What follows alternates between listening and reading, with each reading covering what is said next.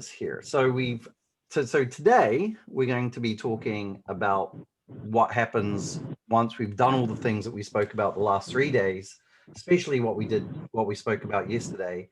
And now we're generating inquiries and we're generating leads. And what do we do with those, right? Because I mean, just because we got people reaching out to us doesn't mean we're necessarily converting. And today we've got Ella, as we have every other day.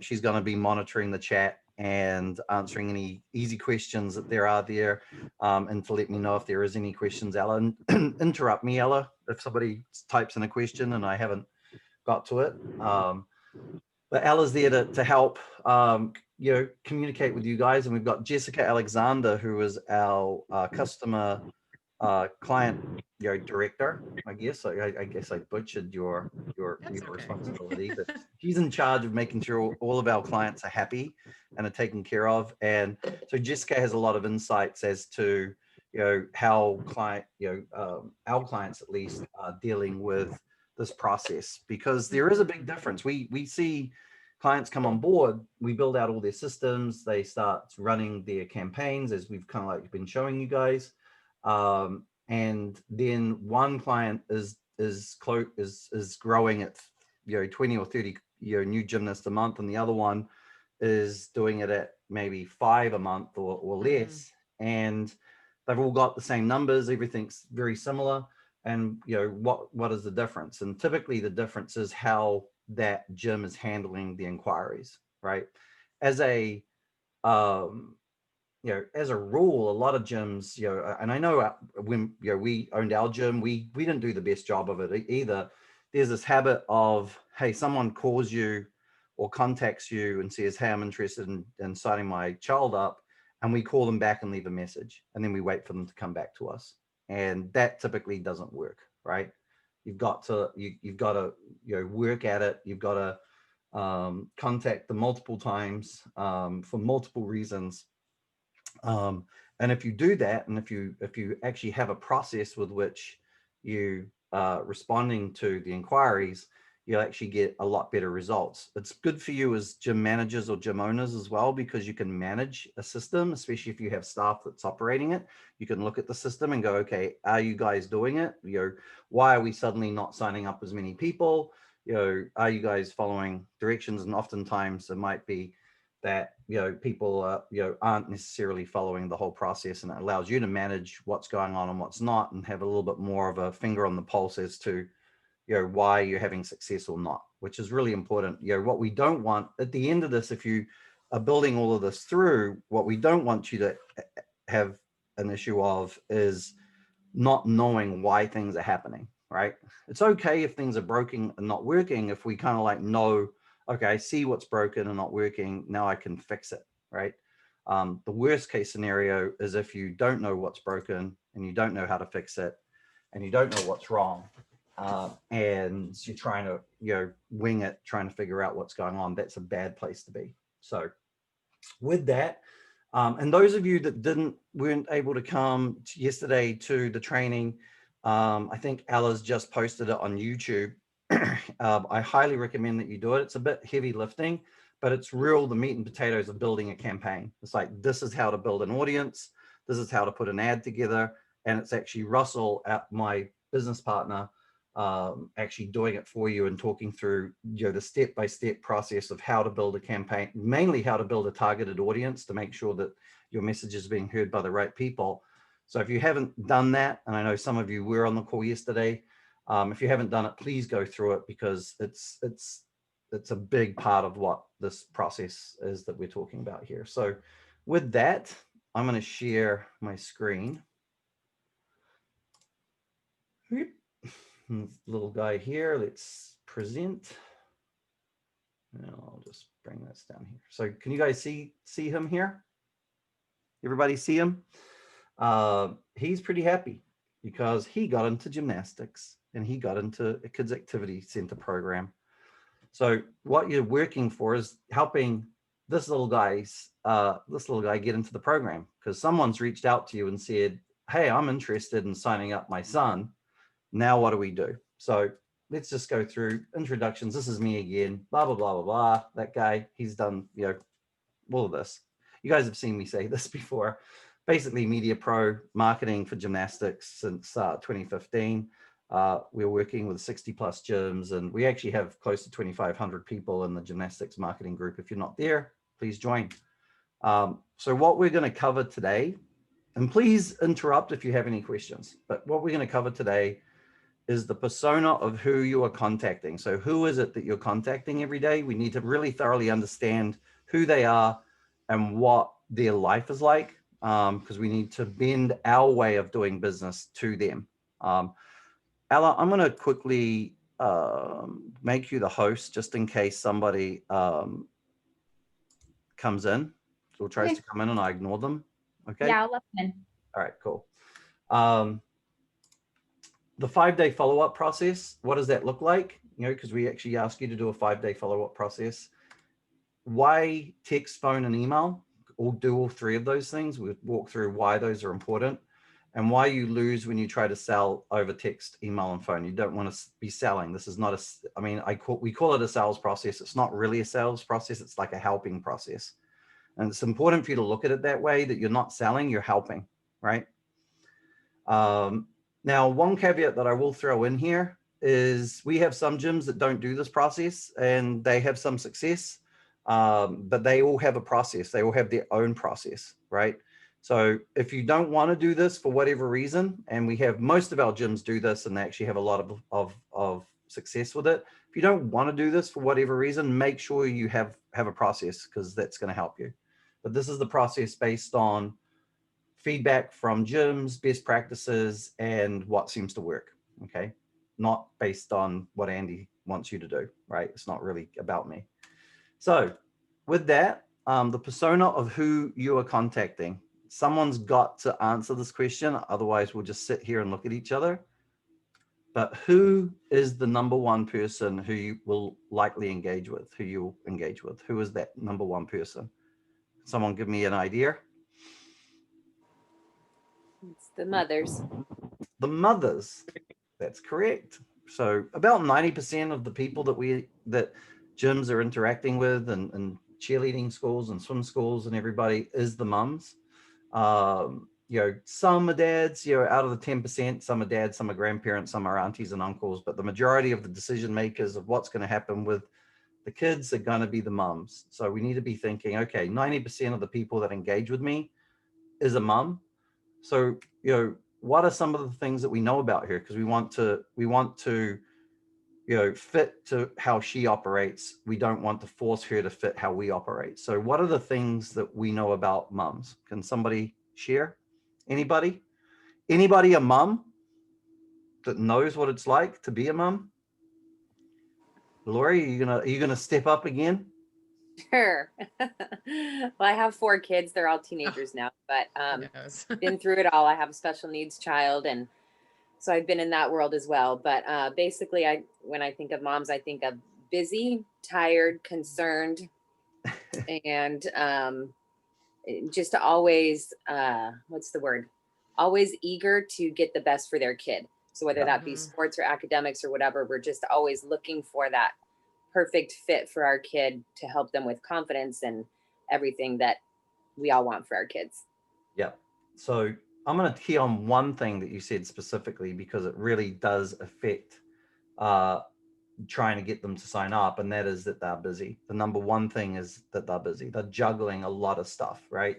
School pickup, school drop-offs, grocery shopping, doctor's appointments, dental appointments, tutors, sports practices. If there's multiple kids, like you were talking about, Lori, you've got lots of different sports practices, lots of different things going on. You're running around all over the place. And that's if you don't have a job. If you have a job, you've got all those and your job, right? So mums have, a unique situation where they're very, very busy, being stretched in all directions. And we need to understand that. We need to be aware of that. We need to operate knowing that, right? So, most mums don't give out their phone number for fun. I don't know how many of you, even if you're not a mum, I don't know how many of you, give out your phone number and say, hey, please don't call me, or here's my phone number, I hope you don't call me. I mean, typically if you give a phone number out, you actually want someone to call, especially mums. They don't have time to waste on stuff that they don't want. They typically protect their privacy. So if they give their information out to somebody, to a company, especially a cell phone number, like email address, maybe sometimes, if you want to sign into something or whatever, you might give your email address out, but your cell phone number you give out pretty much when you want to be contacted, right? So if you get a cell phone number from a mom, that's a pretty big commitment that she's ready to move forward and she needs you to call, right? Or text. They want you to follow up with them. Most mums want you to try to contact them. They've reached out to you. They're interested in signing up their child. They're running around. You might call them back. And when you call them back, they're checking out at Costco, right? They're not going to stop checking out at Costco to take the call. They're probably going to let it go to voicemail. You might text them. They might look at it and then put it back in their pocket because they're in the middle of, of your little one at a dental appointment. They're not going to stop what they're doing to start texting you. Most likely they'll wait until later and they might forget. So following up is really important, and they actually want you to do that. And, I think, Jessica, you always share with me how your dentist is constantly, they'll call you multiple times just to make sure you come, right? Yeah, I'll get I find that I'll get a text and then I'll get a phone call and then I'll get an email. And if I don't respond or confirm, I'll get another one. And, from my perspective, lots of times it reminds me like, oh my gosh, I do have this dental appointment, or my kids do. And I find it to be quite helpful. And so I think that it's important that, like you said, Lori, that our moms are so busy doing a million things, juggling all these different tasks. So those types of reminders for me as a mom, they're very helpful. Right. And if they're reliable, I know that I'll always be reminded by the dentist or the doctor that I have these appointments. Yep. And it's a good thing, and it shows, in my mind, when someone follows up with me, it makes me feel like, okay, my business is important to them, so they're putting in some effort. If somebody contacts you and you just call once and never call again, there's a good chance that they'll forget about you and it'll be gone. So following up is really important. And it's, as much as it's important to you, it's important to them. So we need to understand that.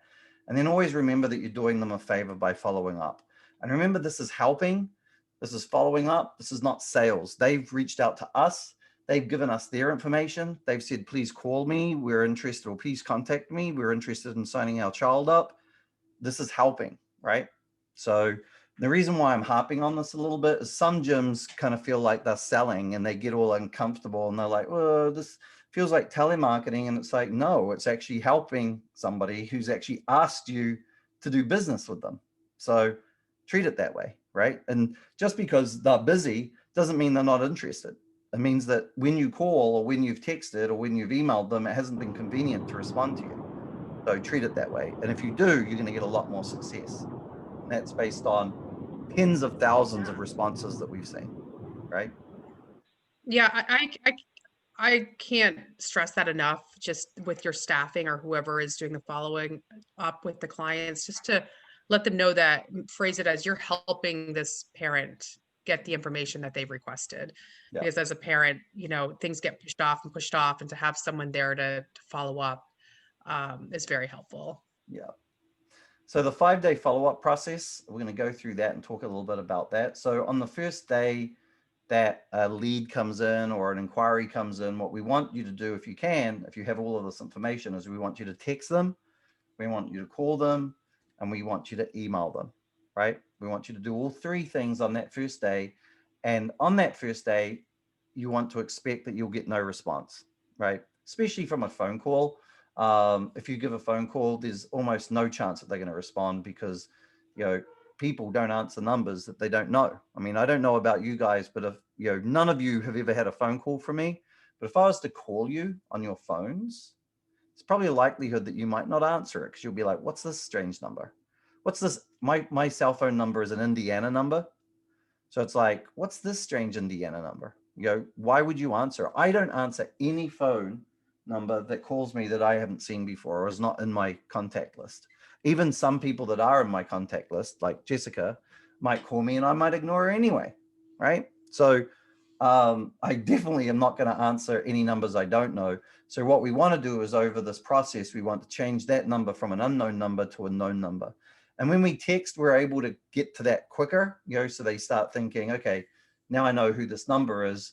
But even with a text, if you catch people at the wrong point, and I know I do this all the time, someone might text me, I might look at it and then put it in my pocket because I'm in the middle of something, and then I've forgotten about it and I've got more texts coming in because I'm busy getting texted all day. So just because you've called, text, and emailed, that first day, likelihood you're not going to be responded to, and we want to change that. So we got to go through this process. Over 5 days, you want to build internal pressure, and that's not necessarily like a bad sales pressure.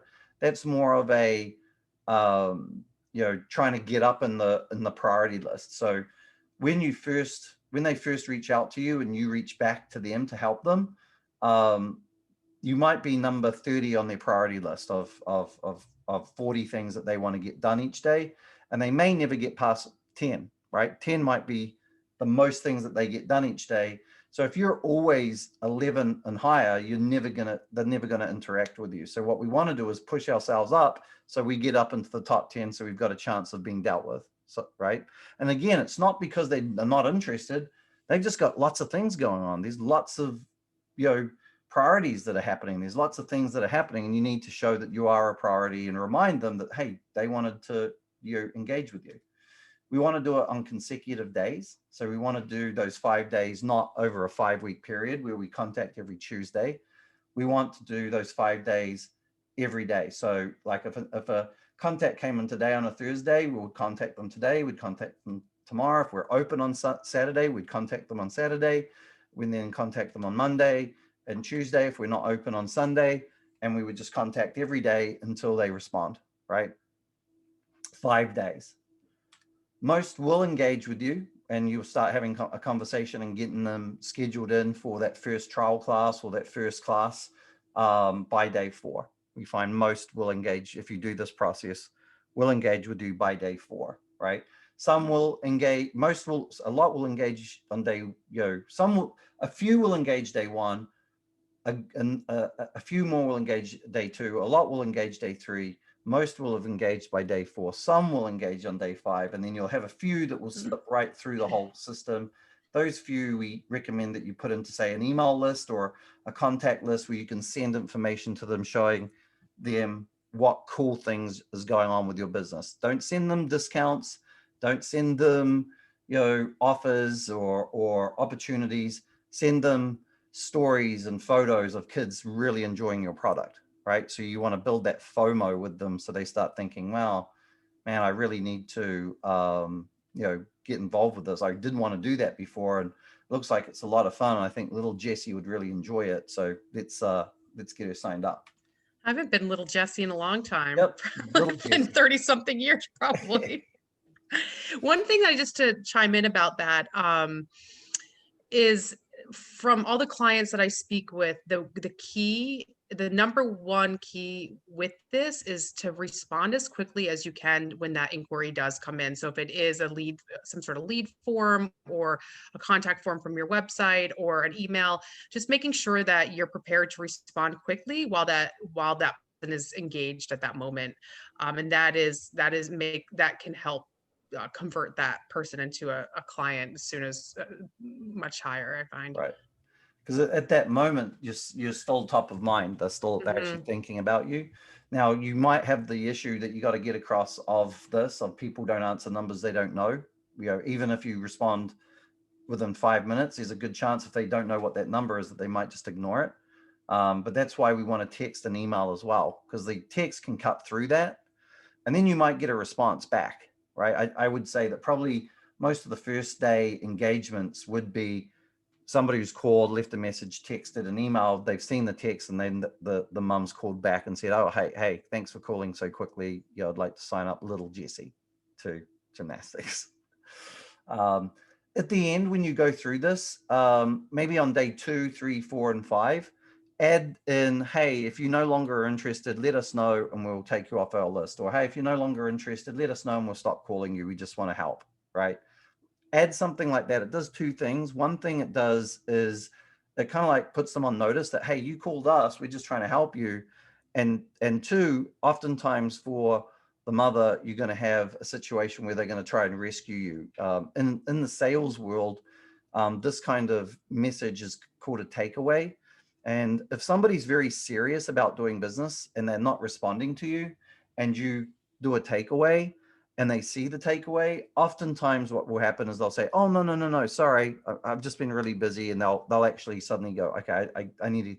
It's a little bit of a jolt of, oh, okay, I'll get back to you. And they want to rescue you because they're like, hey, obviously this person's trying to reach out to me. They don't want to be a bother. I want them to know that they're not a bother because I actually do want to engage. So throw that in whatever verbiage you want to use, but that will work really well as well. Now, typically, if somebody does say to you, I'm not interested, typically in our experience, it's because you're not doing the 5 days of consecutive contact. And what tends to happen is that they were interested, but they've signed up to another gym or they've signed up to another thing. And now they're not interested because they're now doing soccer because it took you 3 weeks to actually contact them. So, that's why we really want you to make sure that you contact them 5 consecutive days, preferably at different times of the day too. So you might contact at 9 o'clock on a Monday. You might actually schedule your day out and you say, okay, I'm going to contact everybody at 9 o'clock on a Monday, 11 o'clock on a Tuesday, 1 o'clock on a Wednesday, 3 o'clock on a Thursday, and say 5 o'clock on a Friday, right?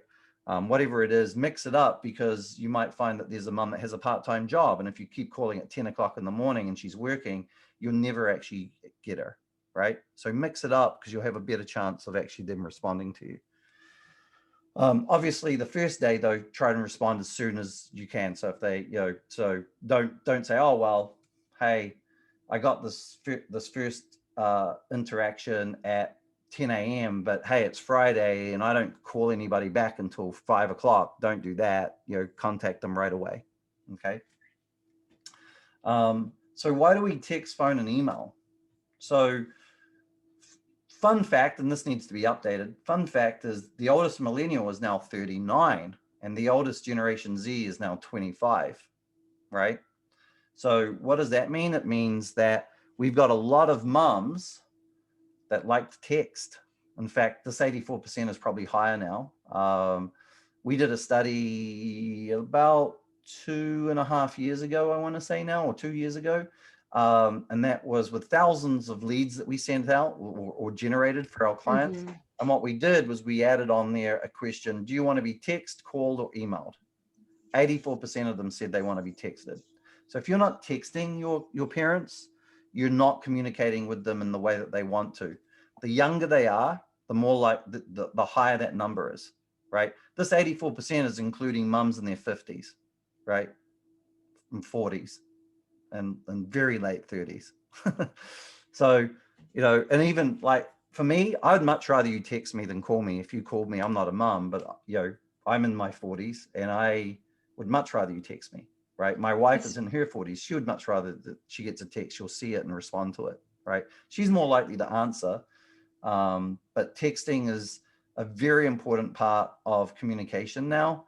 If you're not doing it, you're not going to, reach people. So if that's not part of your regular day-to-day communication with your people, then you're probably missing out somewhere. And we do have some recommendations, Andy. I'll go through with some texting tools that work well. Yeah, there's some really good tools that you can use. People communicate in different ways. So, as we see, 84% want to be texted. I mean, 16% want to be called and emailed. We want to make sure that we're calling and emailing too, because 16%, if you're getting 100 inquiries, or if you get 200 inquiries in a year, 16% would be 34 that are, and that would be a low number of inquiries, 34 that have inquired with you that wanted to be called or emailed. So make sure that you're doing all of them. Contacting in a variety of mediums increases the chance of response. We had some gyms that decided, you know what, texting is so great, we're just going to text, we're not going to do anything else. And their results actually started to drop. And what we found out was that the fact that they were emailing and calling and leaving messages was actually spurring on the parent to actually respond via text, right? So, doing all those different mediums just supports each one of them. And while, you might have a 35-year-old that might rather be texted, and you email them and call them, they might see the email, they might hear the voicemail, and then they go, you know what, I need to respond, and they text you back, right? And it means that you're going to get a better response. Each has their own benefits and capabilities. Obviously, email is very rich. You can put all sorts of stuff, photos and links and things in it. We recommend that you that you treat it like a text and be very, very, at least in this process, you be very short and to the point of trying to set up a time to have their child join, do a trial class or do whatever kind of introductory offer that you have. Phone calls are easily missed, as we listen to. Everybody has unlimited access to people's voicemail, and that's easy to happen. So we want to make sure that we're doing more than just calling. Although if somebody does answer the phone, we can actually have a nuanced conversation where there's nothing lost. Text tends to cut right through everything. Everybody has text on their phone, usually alerts on their screen, even if their screen is closed, even if their phone is closed. The downside of text is that you can't really sell on it. You don't want to have a complicated conversation trying to explain something through text, right? But it'll cut right through and get the ball rolling. And you don't want to have a complicated conversation at any time in any medium, actually, and we'll talk about that shortly. What we do recommend that you guys do is use a tool called Sales Message. I don't own Sales Message, so I'm not biased in any way.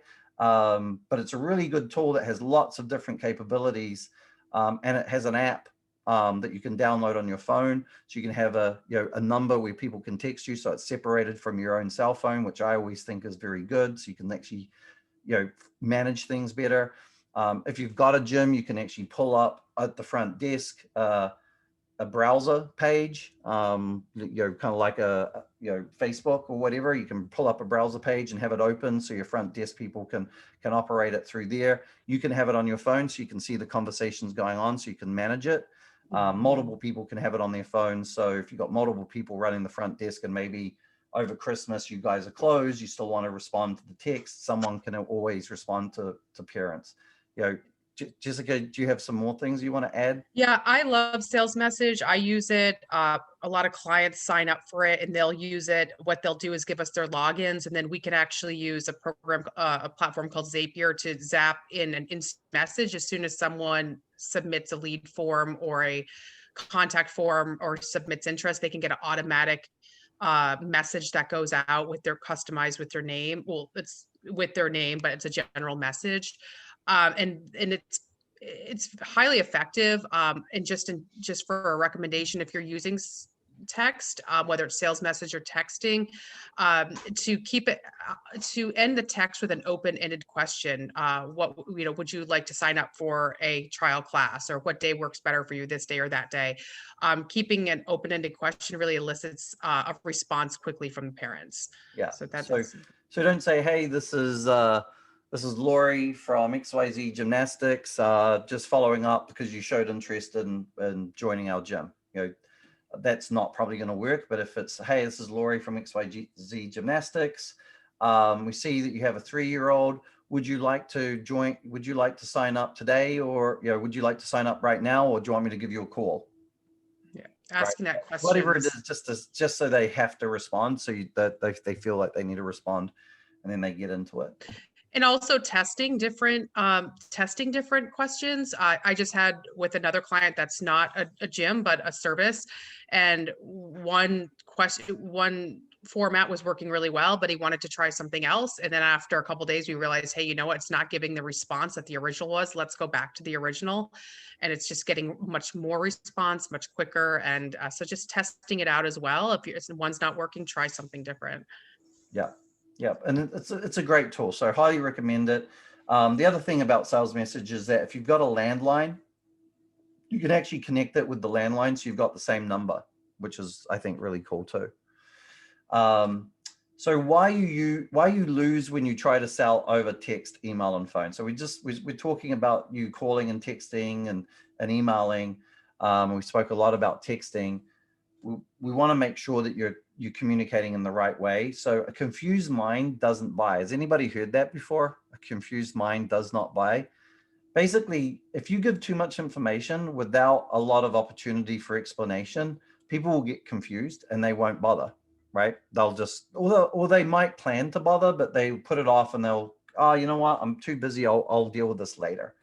And then you lose them, right? So what we want to do is we want to keep it very direct and very to the point, right? So they've contacted you to sign up their child, keep it to that. Also, don't send them away from you. So don't be tempted to send them a link saying, hey, go and look at our website. Hey, go and look at our price list. Hey, go and look at our schedule. Go and do this, go and do that. Hey, go and sign up on iClass Pro.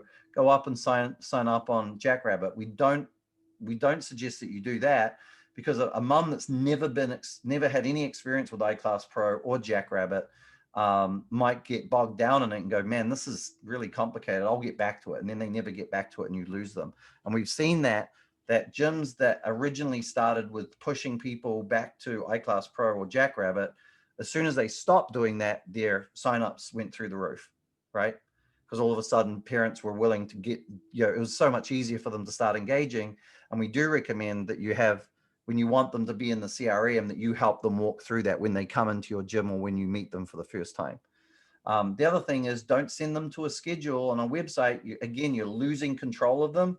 They're going off. They might look at your website. They might be able to find your schedule and new prices.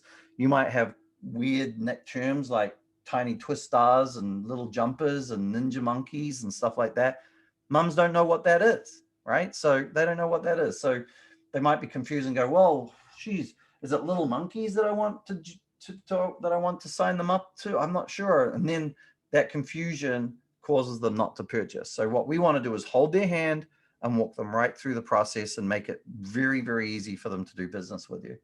The only goal is to get them to, come into your gym, or I know with you, Jackie, you do, remote, classes.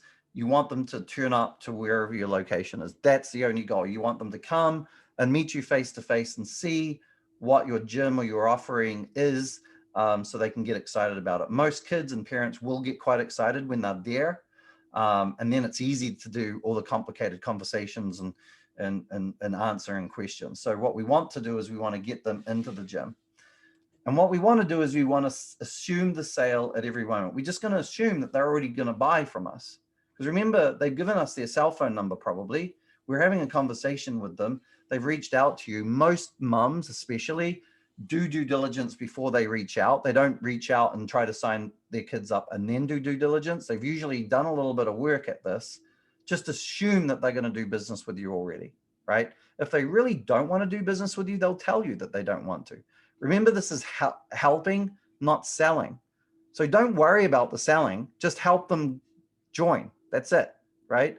And the way I recommend that you do it is there's a assumptive close, right? I guess this is a sales technique, but there is an assumptive close, and you could use it for everything that you guys do if you want people to make decisions when you're asking them. But you give them two options. So you say, hey, Mrs. Smith, I see you want to sign up little Jessie to a kinder gym class. We have a kinder gym class on Thursday at 10 a.m. and Saturday at 11 a.m. What day works best for you? And that's it. So you're not selling them anything. You're just saying, hey, I know that little Jessie's 3. That means that she's going to be in kinder gym. We have a class on Wednesday at 10 a.m. and a class on Saturday at 11 a.m. What works best for you? Now, you might have 11 classes available, all with space. Choose the 2 that you want to fill first. The last thing you want to do is have 14 kinder gym classes with 1 kid in each of them, right? You want to have, if you've got 14 kids, you'd much rather have 7 kids in 2 classes, right? And then you slowly fill up the classes. Now, if the mum says to you, well, Wednesday doesn't work and Saturday doesn't work, do you have anything else? Then you might say, hey, we have a kinder gym class at 4 o'clock on Monday and 3 o'clock on Thursday. Would one of those work best for you? And you just keep going through it until you find what they need, right? Because if I say to you, if you call up and you say, okay, I've got a class on a Monday at 10 a.m., Monday at 4 p.m., Tuesday at 11 p.m., Tuesday at 3 p.m., Wednesday at 4 p.m., Wednesday at 6 p.m., Thursday at 9 p.m., and at 11 p.m., sorry, at 11 a.m. On Friday, we've got 3 classes. One is on 9, one is at 10, and one is at 11. And on Saturday, we have a 10 a.m. class. Which one works best for you? What time on Tuesday is the classes? I don't know. I'm confused. I don't actually want to sign up to you, right? So please avoid that because you'll lose people. So just make it as easy as possible for them. So what I suggest to you, if you've got front desk people, is tell them these are the classes we want to fill first in whatever category, and give 2. Don't give 1. So a mum comes in and is talking to you and you say, we have a class at Saturday at 10, right? That's going to feel like a really big moment. That's going to feel very limited to her. She's going to feel like, man, they only have a class at 10 a.m. That, little does she know that there's 13 other classes. And she's going to feel like this is a big moment she's being sold to, and it's a big decision. And oftentimes the response is going to be, let me think about it. I've got to talk to my husband. I've got to look at my calendar. The funny thing is when you say, hey, we have a class at 10 a.m. on a Wednesday, and in a class at 11 a.m. on a Saturday, what works best for you? It's much lower pressure, and they typically make a decision, right? And it's the same with everything. Everything that you're doing when you're trying to get them to make a decision, you should say the same thing. So if they actually come in and they do a trial class, make sure that the coach, if you're doing trial classes, walks the kid from the class to the front desk and says, hey, Mrs. Smith, little Jessie looks like she had a really good time. This is Lori. Lori's going to help you get signed up. And then Lori, you'd say, hey, Mrs.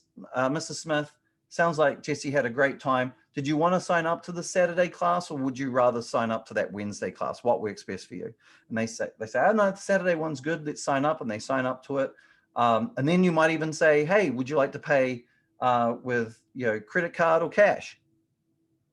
So at no point are you asking them, do you want to join the gym? You're just asking them, what way do you want to join the gym? Which is way less pressure and much more likely that they'll give you an affirmative answer and not want to think about it, right? It's tremendously powerful. I can't tell you how powerful it is. If you do that, if the only thing you get out of this training today is you do that, you'll find that you'll get more signups, all right? The final thing that I'll talk about is be consistent, be kind, and be helpful. Many parents, as we know, are running around with their heads cut off. You might be that 1 hour a week where they get to sit down and not have a child hanging off of them for an hour, right? And they might learn to really appreciate that time. And then it becomes very difficult for them to leave you when they really enjoy being at that gym, right? So be consistent, be kind, and be helpful. They might be stressed out. They get to the gym, their kids jumping around on the trampoline. They're sitting in the parents' room on their phone, just taking a decompression hour, right? Having a coffee, whatever it is, right? I remember when we owned our gym, we had some parents that were in tears when their kid left, right? They enjoyed being there so much. They met friends there. It was a community kind of feeling. And when their kid decided to leave, or especially if it was a teen parent, it was a big loss to them. And that was a lot of that was because we really tried hard to build a nice atmosphere for the parents, and a bit of a place where they could feel comfortable and well taken care of. So that's it. Do you guys have any questions? That's it. Let's do it. Let's close all those deals. I have just a question. To chime in. Oh, go. Sorry. Oh, Jen. Yeah, I have a question. Is this going to be recorded like yesterday's was? Yep, it's recorded right now. Yep. Perfect. Yep. And yeah, I would recommend having your staff or anyone who might. I know a lot of the owners are following up right now themselves, but oh, you're muted, Jessica. Oh, sorry. Just making sure that your staff is really on board and understands that this is a process that you want them to follow, and that they don't go all rogue and do what they maybe have been doing in the past, because this really truly is effective. And literally, I've seen things where gyms start working with us. We start generating inquiries to them. and they're talking to us and they're saying, man, something just doesn't feel right. We're getting lots of inquiries, but we're only signing up 2 or 3 kids a month. This just doesn't feel like it's working. And then we take them through this process and they're like, oh, well, oh, okay. And then they start doing it. And all of a sudden they're signing 15 to 20 a month, right? We had one client that was getting just a ton of leads in their area, like more than most clients, more than normal, but they weren't converting. And so we looked at her, she signed up for sales message, what her sales message conversations were, and they were just very confusing, just sending people to the website, sending people to Jackrabbit. And so we train her, just say, you know, because she knows the age of the child based on the lead form, you know, we have a class on this day or this day, which one would you like to come in for? And she started almost every conversation was converting into someone coming into the gym. It was just that simple shift, you know, sending people to the website or overwhelming them with information, just keeping it really simple. Right.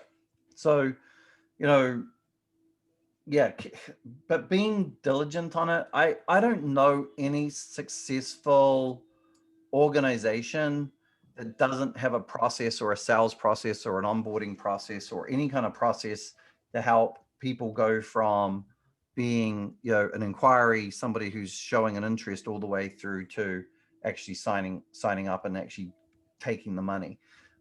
Unfortunately, from what I've seen and historically, is many gyms don't have any process. They just have a friendly mum sitting at the front desk who may be getting paid based on getting some free classes.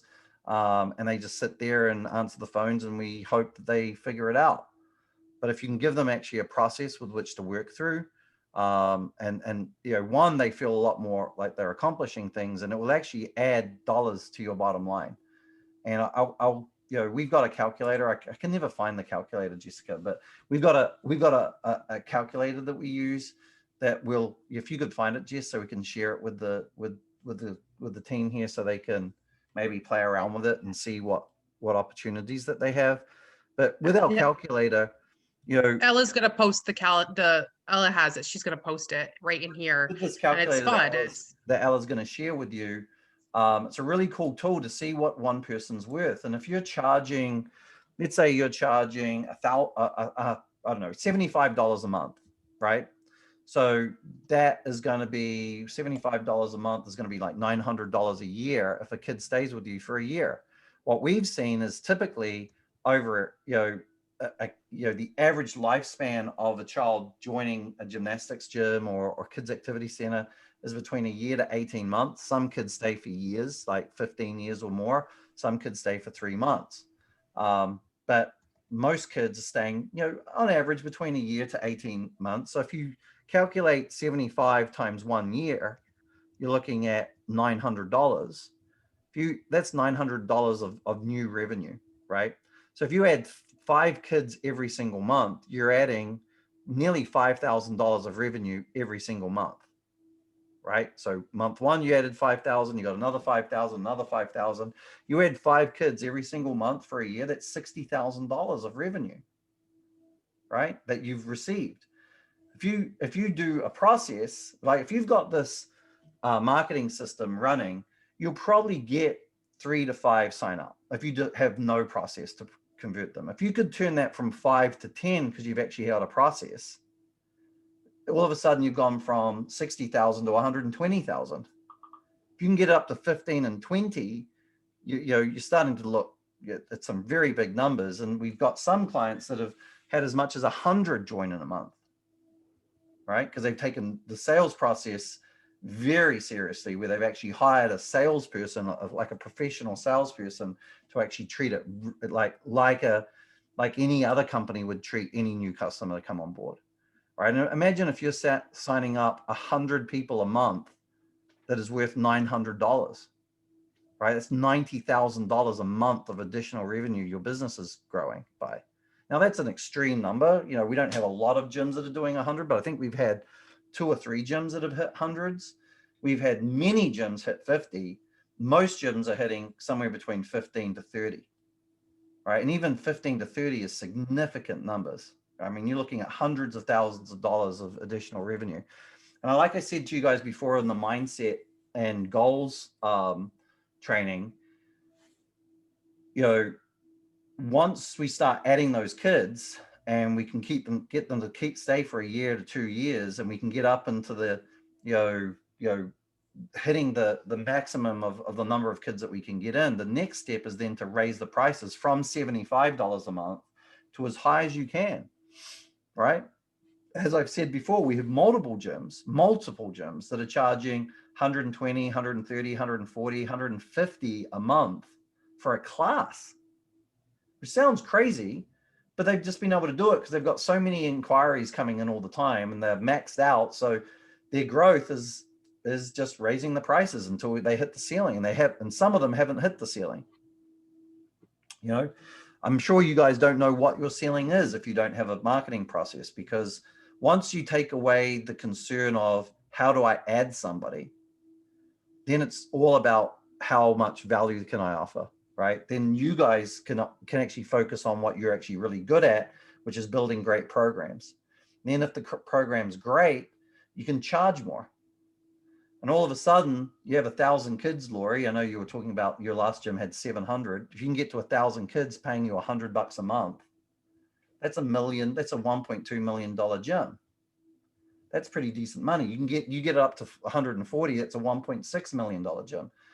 All of a sudden you're buying your location, you're buying your gym, the gym's paying the mortgage on it, and you're building something for the future. And it's pretty cool. What my goal is for you guys to no longer have to worry about where the next gymnast is coming, but just worry about operating a wonderful program, right? Because you don't need to worry about where your next gymnast is coming if you do it right. You just don't. And everything that we're showing you today is what we do. If you've signed up for the academy, which you all should have done, right? The Gymnastics Marketing Academy, sign up for free if that's what you can afford. But if you have signed up for that, we're actually literally training you on everything that we train our team. That course was originally built as an internal trainer for our junior staff, and a reference point for them to go, okay, how do you put a pixel on a website again? Okay, how do you do this again? They've got this reference point. And we're like, you know what, why don't we just turn it into a course, and we'll hand it out to you guys. Hey, Andy, we actually have a question from Dustin about the pixel. It was something that you said on day 2 to Nicholas about changing to the pixel, and he was wondering what that was about. So I'm not sure what the question is, but I'll just talk about the pixel. The pixel is, a tracking code basically that you put on your website, and that sends information back to Facebook as to what's going on your website. So Facebook will go, so if I'm a Facebook user, it only really works if you're a Facebook user. So if I'm a Facebook user and I go to your website, Facebook's going to get an alert that Andy went to Dustin's company's website. So the next time I go to Facebook or Instagram or WhatsApp or any of the platforms that Facebook runs, I can get your message saying, hey, Andy, we, come back to our, we've got classes and blah, blah, blah. They'll get your ads, right? Or I'd get your ads. The other thing that it does is it allows us to track for retargeting, which is the most powerful form of marketing on Facebook. So if I've gone to your website, there's probably an element of intent, right? I'm probably showing some intent if I've actually visited your website. That's the most likely kind of advertising to actually convert into a customer. If you don't have a pixel on there, someone goes there and leaves, and you never knew that they were there, and you can't do anything with it, right? Yeah. It works really well, Dustin, with Google too. So if you've got Google ads running, pointing to your website, right? That's going to have people who are high intent people, because they're searching for gymnastics in your local area. They found you, they've clicked on your Google ad, they've gone to your website, they've looked at your website. If they don't sign up or anything, it'll then be picked up by Facebook. And the next time they're on Facebook, they're actually going to be constantly marketed to actually start working with you. And that's where real power starts coming in. And that only works if you've got your pixel on your website. And we also recommend that if you do Google, that you have a Google code, which is basically the Google version of the Facebook pixel, but you must have that Facebook pixel on there. It's easy to do. Most platforms allow you to do it. If you're struggling with it, there is a tutorial in the academy that shows you how to do it. If you join that academy, which is a course, it's a marketing course for gymnastics. It's free, or you can pay, whatever you want to do. And you'll be able to walk through that. If you really get stuck, go into the gymnastics marketing group and ask, and one of the team will help. Okay. Any other questions, guys? But it's, Dustin, please do it. It's actually turn Facebook into a money-making machine, you've got to use the pixel. That's usually with small businesses, that's usually the reason why they go, Facebook doesn't work, because they're not actually using Facebook. They're actually, they're using 5% of the power of Facebook. 95% is lost to them because they're not using the pixel.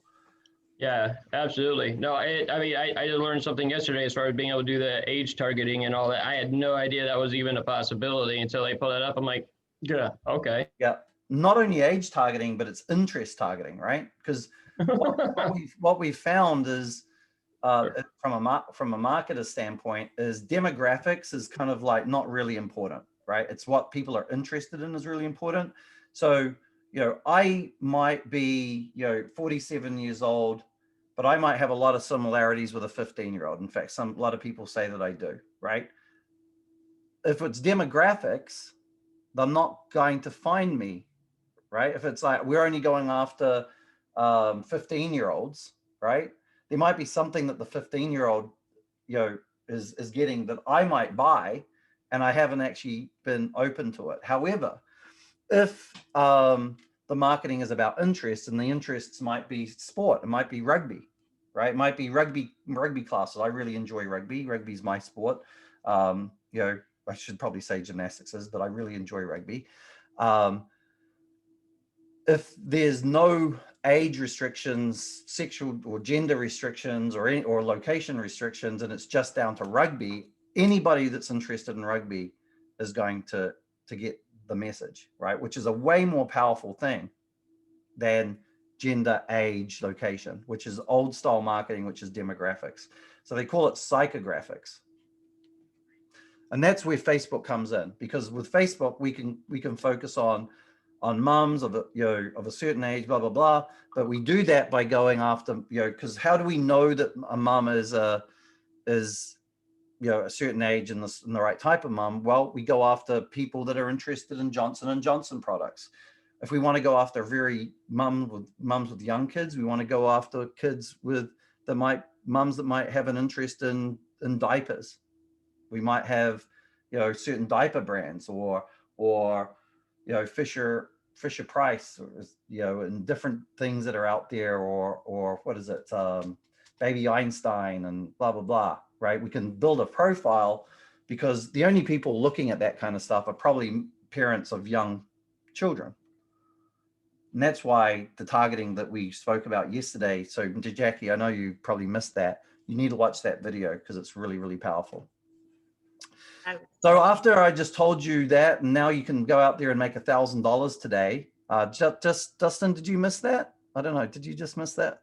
I think you might have. Oh, well. Sorry, I'm joking. I'm giving Dustin a hard time because he dropped off real quick.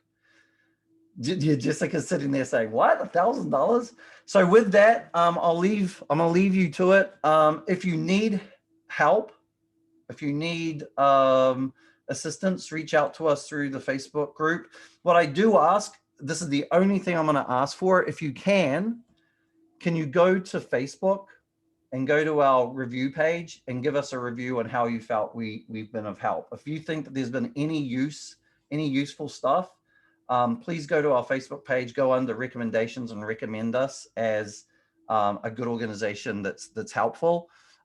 If you've already given us a recommendation, go to Google and do the same thing. That would be really, really good, because it really does help us. And with that, do anybody have any questions? Or I was just going to say, and you all should be asking your parents to go and give you reviews as well. So make sure you're seeking out reviews for Facebook and Google. Yeah, that is huge. Both of those platforms will reward you with cheaper costs of advertising if you've got lots of good reviews, right? So Jackie, every time you talk to a parent, say to them, hey, is there any reason why you couldn't give me 5 stars? And if they say, no, we love you, Jackie, then you say, hey, great, go to Facebook and give me a 5-star review. It'd be really helpful. Same with you, Dustin. Same with you, Nicholas. Same with you, Lori. And those platforms will start rewarding you. Remember, I spoke about tenure. That really solidifies your tenure as a serious player in the space. But if you can, for me, go to Facebook, give us a review, tell us, tell the world that you think we're awesome, hopefully. Is there any reason that any of you 4 can't give us a 5-star review? That's the question. There you go. So please, I appreciate it. If you can do both Google and Facebook, I love it. Thank you very much. And if you could also, yeah. And then lastly, make sure you're in the group. Make sure you sign up to the Gymnastics Marketing Academy. Pay what you can. That's the whole point. 0 through $1 million. I don't mind either one. And if you need help and you actually want to work with us, just reach out to us. Now we are offering something. For those that went through this, we're actually offering half price for the first month if you work with us, and actually 25% on the second 2 months. If you 25%, so you won't actually pay full price until the 4th month if you actually work with us. And our basic cost of working with us is $1,000 a month. So it'd be $500, $750, and $1,000, in 4 months' time once things are really starting to roll and you're making loads of money. All right. So if you're interested in that, reach out to us. Do the contact the team, that email link that Ella has thrown in there, and we'll be happy to help you. Either way, there's no excuse that you can't turn 2021 into a good year, even with the challenges that you have. Okay. So with that, thank you. Thanks, everyone. Perfect. Thank you.